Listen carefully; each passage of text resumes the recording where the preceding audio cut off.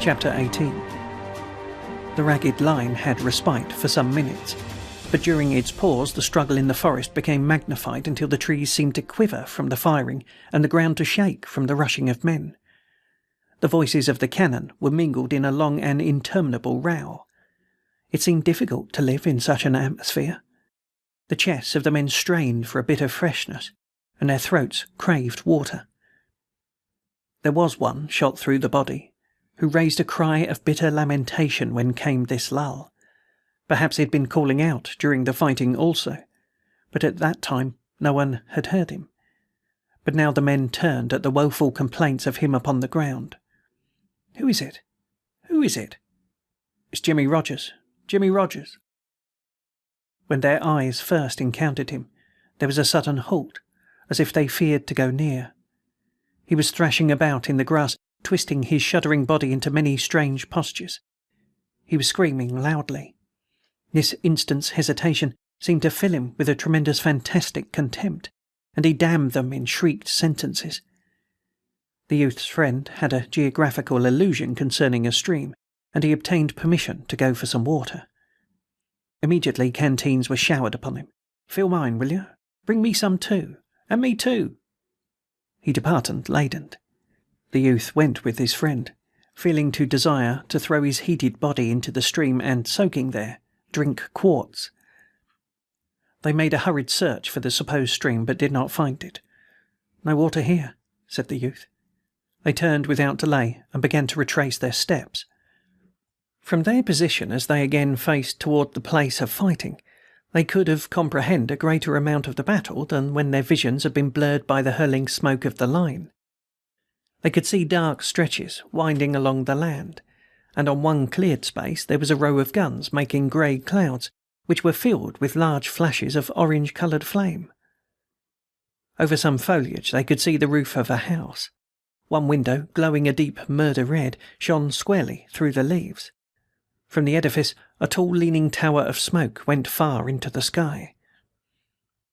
Looking over their own troops, they saw mixed masses slowly getting into regular form. The sunlight made twinkling points of the bright steel. To the rear there was a glimpse of a distant roadway as it curved over a slope. It was crowded with retreating infantry.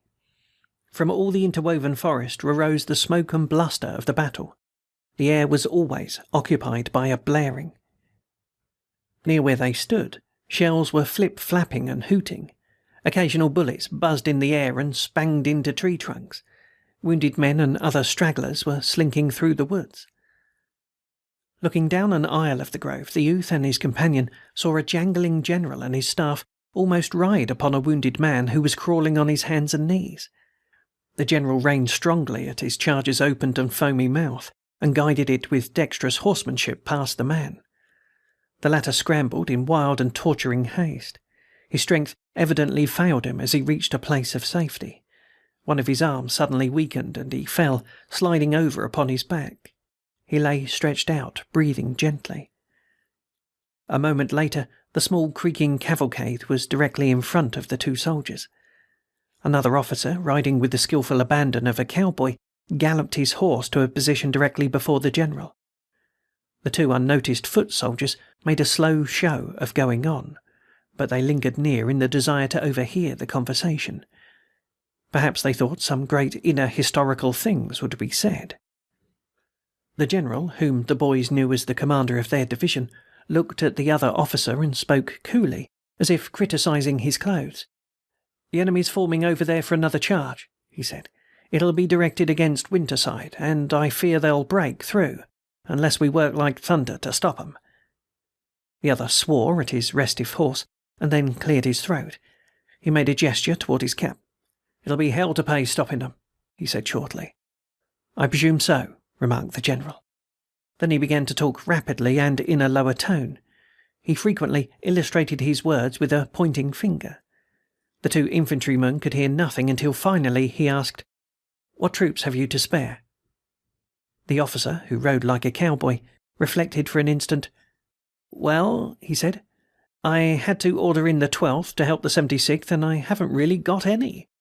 But there's the 304th. They fight like a lot of mule drivers. I can spare them best of any." The youth and his friend exchanged glances of astonishment. The General spoke sharply. "Get 'em ready, then. I'll watch developments from here and send you word when to start 'em. It'll happen in 5 minutes." As the other officer tossed his fingers towards his cap and, wheeling his horse, started away, the General called out to him in a sober voice, "I don't believe many of your mule drivers will get back." The other shouted something in reply, and he smiled. With scared faces, the youth and his companion hurried back to the line. These happenings had occupied an incredibly short time, yet the youth felt that in them he had been made aged. New eyes were given to him, and the most startling thing was to learn suddenly that he was very insignificant. The officer spoke of the regiment as if he referred to a broom. Some part of the woods needed sweeping, perhaps, and he merely indicated a broom in a tone properly indifferent to its fate. It was war, no doubt, but it appeared strange. As the two boys approached the line, the lieutenant perceived them and swelled with wrath. "Fleming! Wilson! How long does it take you to get a water? Anyhow, where you been to?" But his oration ceased as he saw their eyes, which were large with great tails. We're going to charge. We're going to charge," cried the youth's friend, hastening with the news. "Charge?" said the lieutenant. "Charge? Well, b'God! Now this is real fighting." Over his soiled countenance there went a boastful smile. "Charge? Well, b'God!" A little group of soldiers surrounded the two youths. "Are we sure enough? Well, I'll be darned. Charge? What for? What at?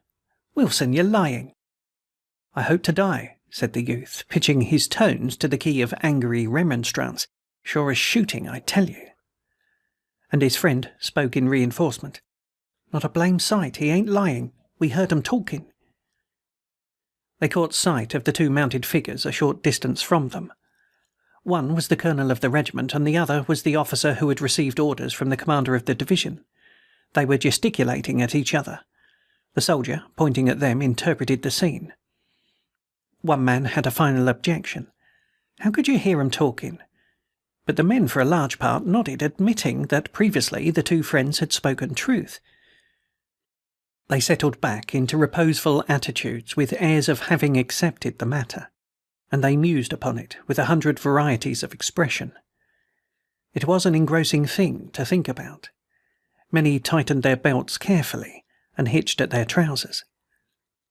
A moment later, the officers began to bustle amongst the men, pushing them into a more compact mass and into better alignment. They chased those that straggled and fumed at a few men who seemed to show by their attitudes that they had decided to remain at that spot. They were like critical shepherds, struggling with the sheep. Presently the regiment seemed to draw itself up and to heave a deep breath. None of the men's faces were mirrors of large thoughts. The soldiers were bended and stooped like sprinters before a signal. Many pairs of glittering eyes peered from the grimy faces towards the curtains of the deeper woods. They seemed to be engaged in deep calculations of time and distance. They were surrounded by the noises of the monstrous altercation between the two armies. The world was fully interested in other matters. Apparently, the regiment had its small affair to itself. The youth, turning, shot a quick, inquiring glance at his friend. The latter returned to him the same manner of look. They were the only ones who possessed an inner knowledge. Mule drivers, hell to pay. Don't believe many of them will get back. It was an ironical secret. Still, they saw no hesitation in each other's faces, and they nodded a mute and unprotesting assent when a shaggy man near them said in a meek voice, "We'll get swallowed."